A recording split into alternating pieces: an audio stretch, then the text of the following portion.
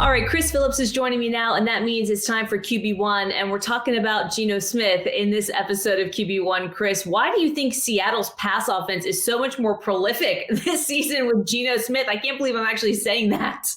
That's crazy to say, isn't it?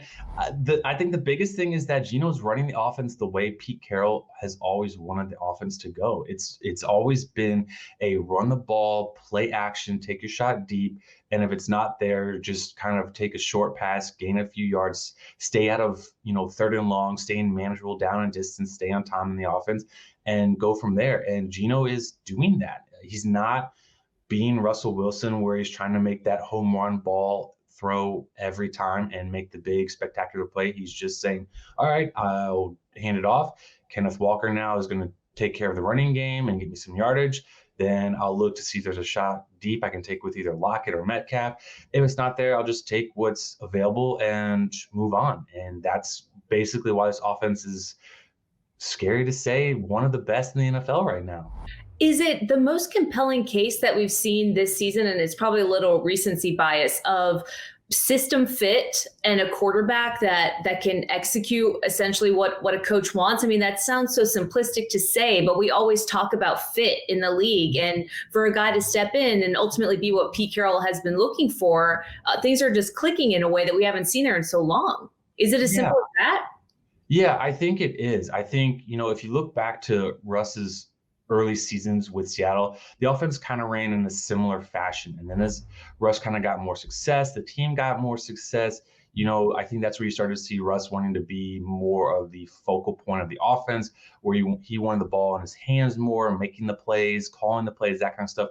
With Geno right now, I think he understands, like, listen, I was a high draft pick that didn't pan out, been bounced around this league. I'm very thankful to have this opportunity to be a starter again in the NFL and to show, people why I was regarded as a really top prospect coming out in college. And just, I think he's really appreciative. I think the fact that he's now kind of forgotten, or at least coming in the year, he's kind of forgotten about, and people weren't expecting a lot from him. It's just allowed him to play a little bit more relaxed. He's able to play his game. He's able to just be comfortable in the offense. If you look back to last season when he had his sub in for Russ for those, 3 games, it seemed as if he almost didn't want to make the mistakes. He was very worried about doing that as opposed to just playing football. And, that led a lot of fans to thinking, okay, Geno Smith is our quarterback. This is going to be a long season because we saw 3 games of it and it just was not good. And I think now the fact that, hey, he's a starter, he won the competition and he can just go out there and play because he knows, hey, I earned this. I'm here on my own abilities, and away we go. And he even had a tweet, I think it was either prior to the New Orleans game or just after the New Orleans games, where he tweeted out, it says, nobody cares, on to the next player, something to that effect. And I think that's really how he feels right now. Kind of his mantra for the season. I think people really underestimate the importance of that assurance sometimes for these guys, knowing that they're the starter, knowing that they're the guy. I mean, of course, there's so much else that goes into it and so much homework and so much natural ability. But I think for some of these guys, they might lack a little bit of confidence just like everybody else. I mean, they're superhuman in so many ways, but just getting that endorsement that doesn't have a caveat or you have to prove it or here's one chance to fill in, I think goes a really long way. I mean, in sports, we love comparisons, right? Like, I feel like sports fans are just so quick to be like, well, is he better than Russ? And we always tend to do that with everything, decade by decade, player versus player.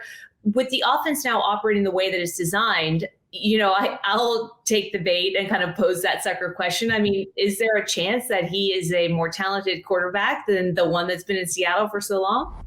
I mean, right now he leads the NFL in completion percentage. And I know that's just one stat, but it's incredible that he's completing over like 70% of his passes in the NFL. I mean, that's just a very high, crazy number to think about.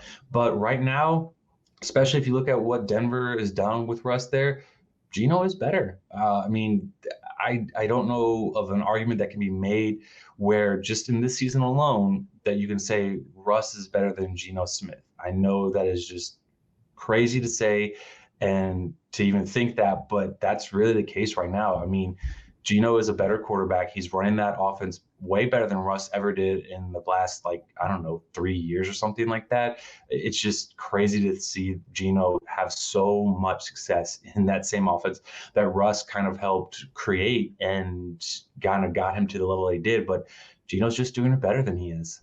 There is one category that I think differentiates a really talented quarterback from an elite quarterback, which is, can they maintain their composure and win the big game in the big moments? I mean, is that something that you think Geno Smith can ultimately do?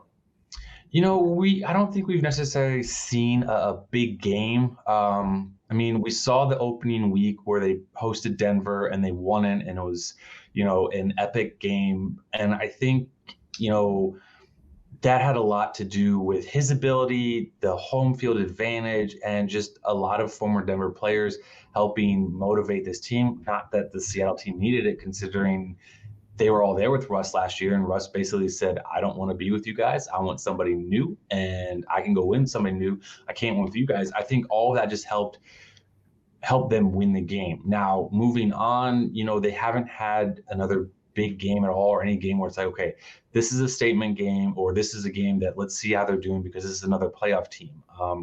They're tied for first in the NFC West. It's kind of crazy, but that's true. They are.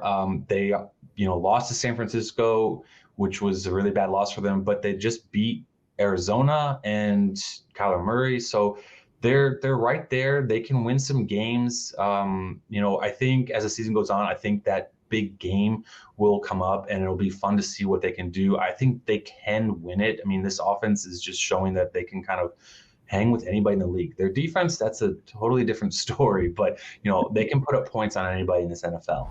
Yeah, and a story that we don't get into on QB1, but can have a profound impact on how far you're ultimately able to go. But if he is still being consistent, producing at this level, he's having the best season of his career, as you've detailed. He's playing with a relaxation and a freedom that you've detailed that I think comes with being the guy. Is there any reason to think that some of these offensive statistical anomalies that we've seen or that we didn't expect, is there any reason to think that won't continue? No. I mean, if you look at it, he's got a bell cow running back in the rookie Kenneth Walker. He's got two stud receivers in Lockett and Metcalf. He's got some good tight ends in Disley and Parkinson and Noah Fant. So he's got some pieces around him that can help him, succeed and possibly pick up, if he has a bad game or anything like that. I mean, you look at last week, he completed 20 of 31 passes, which was I believe his second or third worst completion percentage of the season at like 64%. So, and they still won. It wasn't a pretty game, but they still won. I mean, this is a team that, right now, I don't think they have a lot of egos that are going to inhibit their ability to win games. I think everybody just really wants to win football games. They'll do what they need to do to help the team win. And you're seeing it manifest itself on the field with them winning games that most people didn't expect them to win. And right now, I would say everything that's going on, it is sustainable. There's not anything I'm necessarily seeing where it's like, okay, they're getting lucky, that's a fluke play or anything like that. Like, they are making the plays. They're going into games.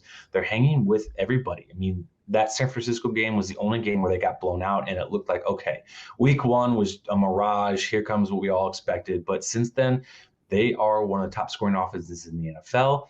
They are routinely just blowing everybody's expectations away. I know in talking with some of my other Seahawks fans that there's, thinking the next few games, Seattle's going to go on a 4-game losing streak. And I don't know if that's necessarily true. The games, I can see why they're saying that. They do have some tough competition, but they've had tough competition all season. They've kind of been the underdog all season, and they've proven everybody wrong. So I'm going to ride with Geno Smith and the Seattle Seahawks team and say they can win some games, and they could challenge to win the NFC West.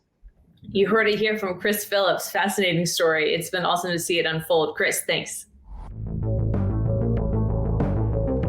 Make sure to like, comment, and subscribe for more QB1.